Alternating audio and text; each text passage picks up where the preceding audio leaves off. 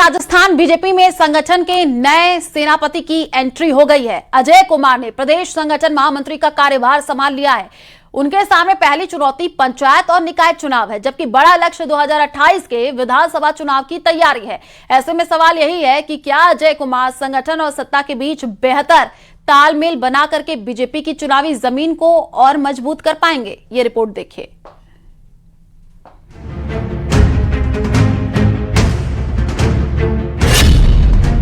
आने वाले हैं चुनाव, बदली संगठन की कमान, सेनापति की एंट्री, तय हो गई विक्ट्री। बीजेपी का मास्टर स्ट्रोक, कैसे झेलेगी कांग्रेस। राजस्थान बीजेपी में संगठनात्मक बदलाव के साथ अब सियासी रणनीति के नए अध्याय की शुरुआत हो चुकी है। प्रदेश को नया संगठन महामंत्री मिल गया है। ऐसे समय में जब पंचायत और निकाय चुनाव सिर पर है और 2028 विधानसभा चुनाव की बुनियाद तैयार की जा रही है, संगठन की कमान ऐसे चेहरे को सौंपी गई है जिसे चुनावी मैनेजमेंट और संगठन विस्तार का माहिर माना जाता है। यही वजह है कि बीजेपी के लिए ये बदलाव सिर्फ पद परिवर्तन नहीं, बल्कि आने वाले चुनावी संघर्ष की रणनीतिक तैयारी भी माना जा रहा है। जयपुर पहुंचने के बाद अजय कुमार सबसे पहले मोती डूंगरी गणेश मंदिर पहुंचे और दर्शन कर नई जिम्मेदारी की शुरुआत की। इसके बाद बीजेपी प्रदेश कार्यालय में पारंपरिक स्वागत हुआ।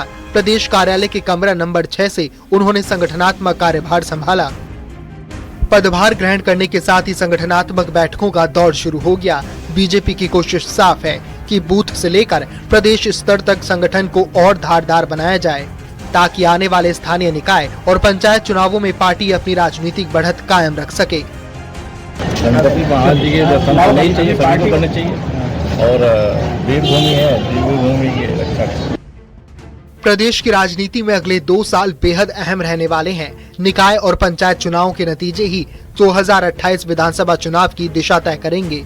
ऐसे में संगठन महामंत्री के तौर पर अजय कुमार की भूमिका सिर्फ संगठन संचालक तक सीमित नहीं होगी, बल्कि चुनावी रणनीति, कार्यकर्ता नेटवर्क और सत्ता संगठन के तालमेल की पूरी जिम्मेदारी भी उनके कंधों पर होगी। ये बहुत खुशी की बात है। निश्चित रूप से राजस्थान में भारतीय जनता पार्टी जो आज मजबूत स्थिति में है और मजबूत बनेगी, सक्षम बनेगी सभी क्षेत्रों में और हम आयाम स्थापित करेंगे।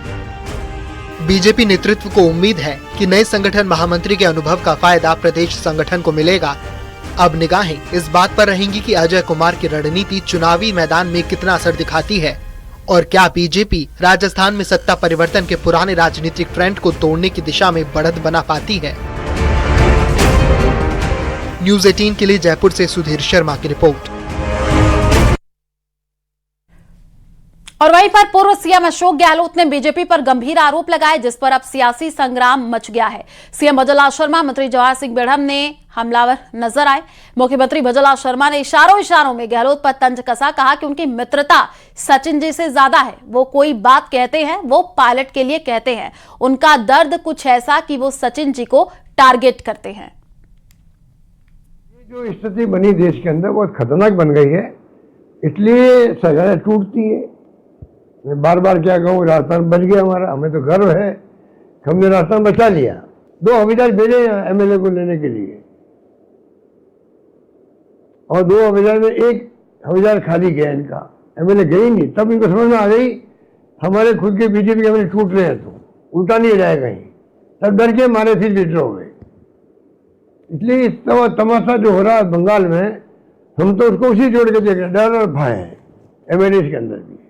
हॉस्टेडिंग हो रही होगी जब कर्नाटका में, महाराष्ट्र में और राजस्थान में, मध्य प्रदेश में हॉस्टेडिंग हो सकती है।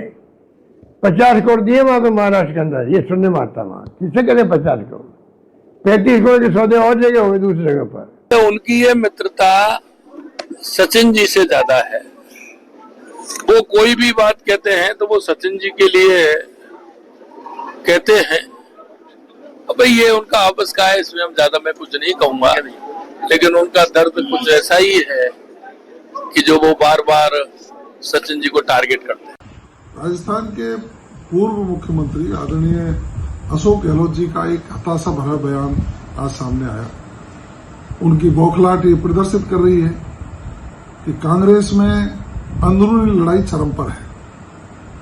माननीय अशोक गहलोत जी, जब आपकी सरकार थी ना, भ्रष्टाचार चरम पर था, पेपर लीक की घटनाएं हो रही थी, कानून व्यवस्था ध्वस्त थी, कोरोना में जनता त्राहिमाम कर रही थी, और आपके ही प्रदेश अध्यक्ष उस समय के विधायकों को लेकर के मानेसर चले गए थे।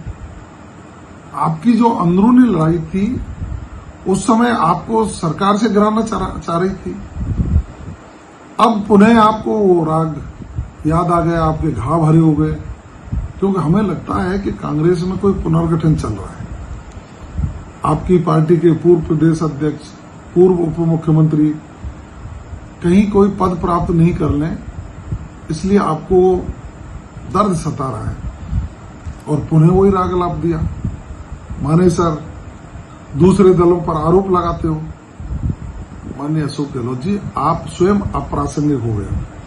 आपने पुष्कर में अभी जो आपका प्रशिक्षण शिविर था या प्रायश्चित शिविर था, वहां खुल करके आपकी लड़ाई आ गई। आपने नेताओं के फोटो कटवा दिए, आपके वर्तमान प्रदेश अध्यक्ष जी ने फोटो कटवा दिए।